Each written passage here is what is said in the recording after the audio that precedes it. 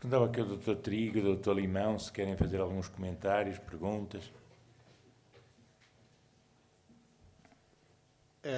Boa tarde a todos e muito obrigado pelo convite. É um prazer grande estar aqui e participar. Eu tenho uma relação difícil com o crosslinking porque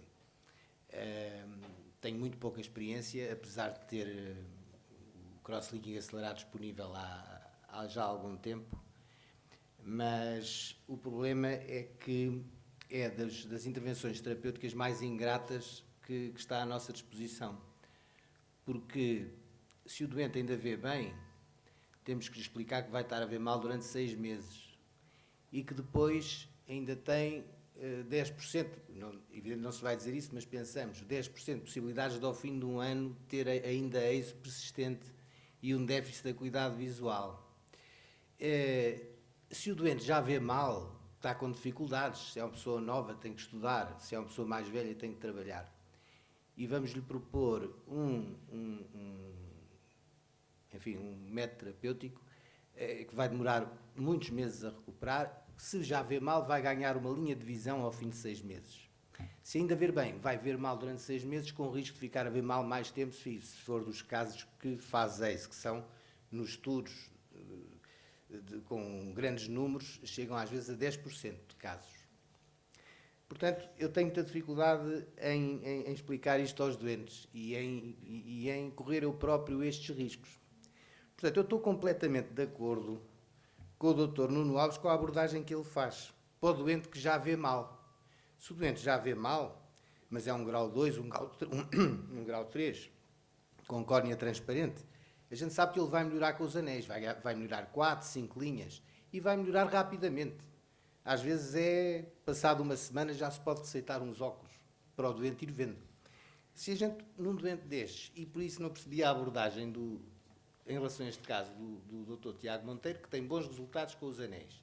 No entanto, em alguns casos faz crosslinking primeiro em doentes que têm um astigmatismo elevado e depois vai fazer os anéis porque eles não melhoraram o suficiente.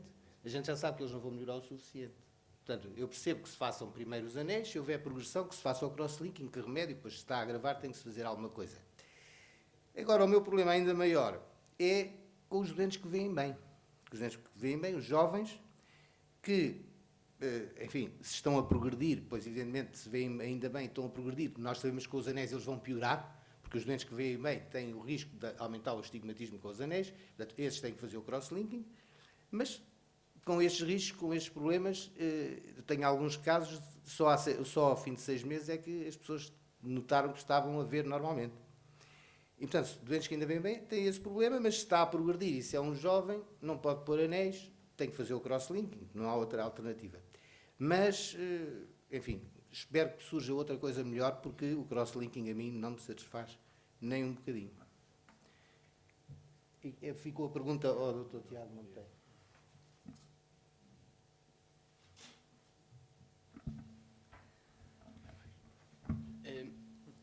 Vamos ver. A maioria, voltando um bocadinho atrás e pegando um bocadinho no nomograma do Nuno, eu pedi ao Nuno que abrisse um bocadinho, quer dizer, lançasse as cartas do jogo um bocadinho para esta discussão. Parece-me claramente o trabalho que... Estamos abençoados. O trabalho que atualmente fazemos e as situações onde eventualmente recomendamos, ou eu recomendaria a utilização de um crosslinking, claramente seriam em doentes com idade pediátrica. Para mim é uma clara indicação. Não digo que, e tenho muitas crianças operadas com segmentos, crianças que estavam a progredir e que estão operadas com segmentos e que até agora não progrediram mais. Mas racionalmente o crosslinking seria aquilo que, ou a indicação que eu tentaria ir. Sendo que depois, por aqueles dois aspectos que mencionei, sei que vou ser obrigado a utilizar alguma técnica refrativa, entre aspas, durante a idade mais velha do doente para o reabilitar visualmente. Porque muitos deles não vão conseguir durante 10 ou 20 anos usar uma lente de contacto rígida. pelo menos a experiência que eu tenho de os observar nas consultas, ao fim de alguns anos deixam de tolerar. Portanto, eu acho que a discussão entre o que fazer primeiro tem que ser dividida em dois grupos.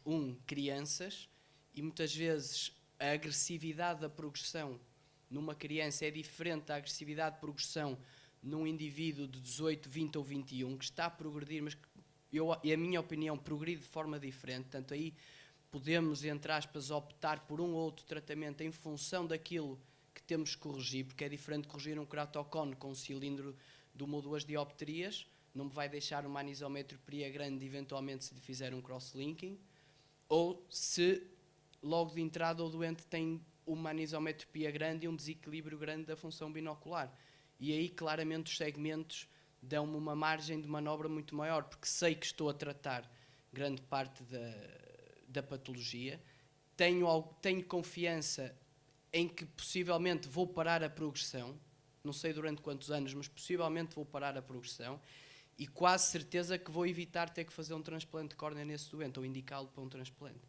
E, portanto, consegue-me, entre aspas, um tratamento dual, né? Quer dizer, consegue-me tratar as duas coisas. Outra coisa é uma criança a progredir abaixo dos 18. Abaixo dos 18 tenho muitas vezes receio em colocar um segmento, porque sei que se não o colocar corretamente, e o nomograma em criança é diferente, o professor Alfonso pode falar nisso. Numa criança, eu não olho praticamente para o cilindro refrativo, não olho para a topografia, eu olho para onde está a ir o ponto mais fino e o coma. E é aí que eu vou pôr o anel, porque vai-me proteger da progressão da doença. E, em alguns casos, faço isso com prejuízo do astigmatismo para a criança ou para o jovem. Aumenta-lhes o astigmatismo, porque eu estou a tratar fora da topografia. Estou a tratar a doença. Estou a pensar apenas em que não progrida. E depois, eventualmente, com o uso dos óculos ou de uma lente de contacto, tratar o resto do astigmatismo. Portanto, os nomogramas são diferentes na criança em progressão, porque quase todas as crianças têm indicação para tratamento, aí estamos todos, acho que, de acordo. E eu acho que a questão da progressão, sendo numa criança ou num adulto jovem, eu ainda assim acho que a agressividade de progressão é diferente. Portanto, aí acho que o tratamento pode eventualmente ser diferente, consoante a opinião de cada médico. Tiago, isto nós fazemos a vida, mas pronto, também tenho que dizer. Em relação ao cross-linking, atenção que há milhares de doentes tratados ao longo dos anos e estabiliza a doença. Ao contrário dos anéis, vocês mostraram, e é muito interessante, mas são 24 olhos com 2 anos de seguimento. Portanto, não vamos dizer que os anéis param a progressão da doença quando ela está a progredir, não é? Porque nem há muitos estudos com anéis a saber se realmente estavam a progredir antes ou não, com base em 24 olhos. Portanto, o cross-linking, de facto, para a progressão da doença e frequentemente, mais frequentemente sim do que não, melhora a acuidade visual. Discretamente, é um facto, 1 linha, 2, temos aqui algumas séries com 3 linhas, se isoladamente, sem laser excimer, mas também melhora a acuidade visual. Nós não temos grandes EISES, nem grandes baixas da acuidade visual nos doentes que temos tratado, nem no protocolo clássico, nem no outro. É claro que tem que fazer corticoide durante algum tempo, mas não é uma cirurgia que tenha complicações graves. Aliás, por isso é que está estabelecido, e naquele artigo que tem sido mostrado várias vezes esta manhã, esta tarde, que as guidelines são claras, que doente a progredir, independentemente da idade, deve fazer cross-linking.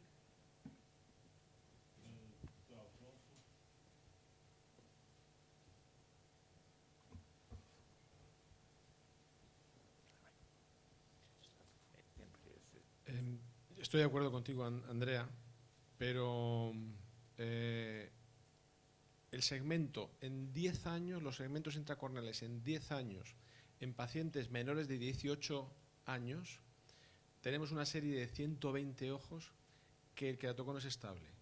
El tiempo mínimo de seguimiento es entre 5 y 10, y hemos presentado los resultados ahora de 5 años. Los que han progresado en ese grupo de edad, yo tengo la niña más pequeña tratada, es de 9 años, de 9 a 18 años, la 9 años, tuvimos que hacerlo con anestesia general.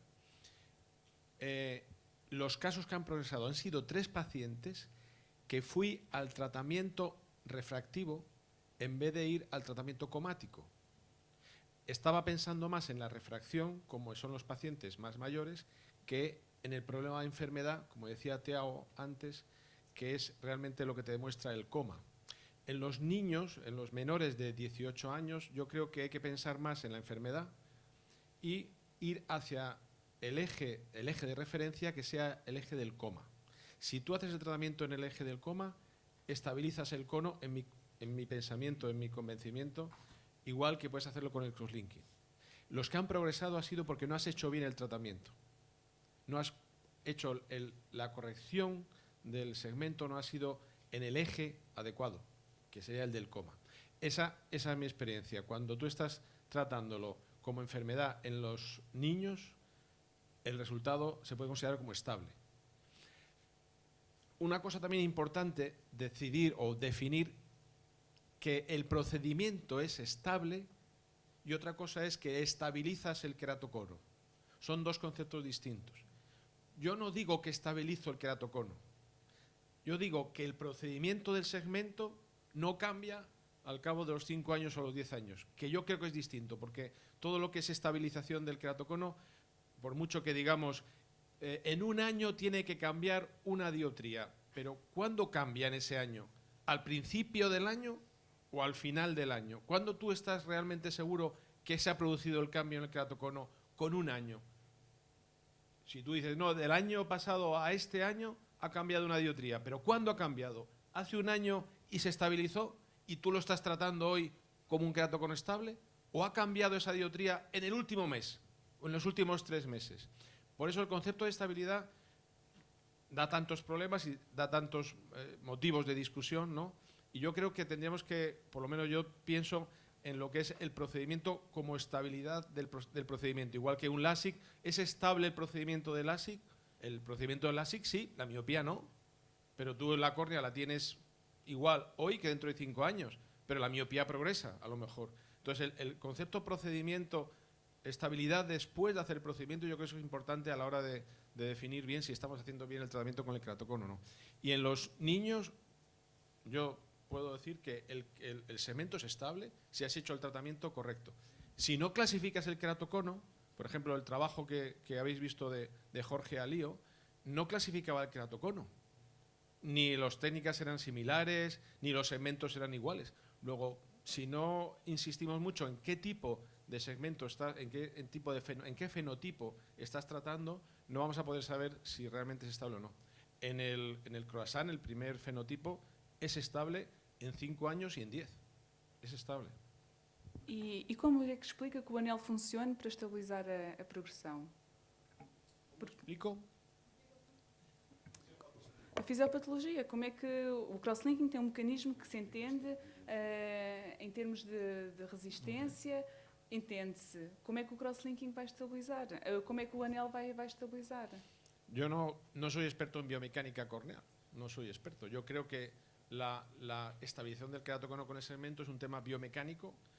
Yo entiendo que el crosslinking es bioquímico, nuestra función con los segmentos es biomecánica, por supuesto, distribuye las fuerzas en la córnea de otra manera, y lo que comentaba también antes el doctor Medallo, el paciente también se frota menos, puede ser que también influya, pero realmente el hecho clínico, y si no, yo te lo diría, o sea, yo no he tenido necesidad de retratar a pacientes con segmentos, los he tratado otra vez porque me he equivocado, no he hecho bien el tratamiento inicial, pero no porque me haya progresado la enfermedad.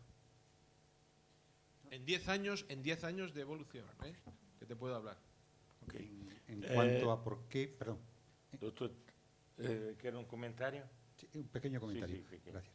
En cuanto a por qué funcionan los segmentos de los modelos experimentales, lo que hemos visto es que, 1, la inervación no se altera, 2, vienen células madre estromales a rellenar sitios donde antes no había. Pero esa es lo que comparte con el crosslinking, es decir, alrededor del anillo se forman unos queratocitos alterados con propiedades que se tiñen con actina, que es lo más parecido al miofibroblasto. Fernando Faria Correia, último comentário, porque estamos bastante atrasados. Muito obrigado.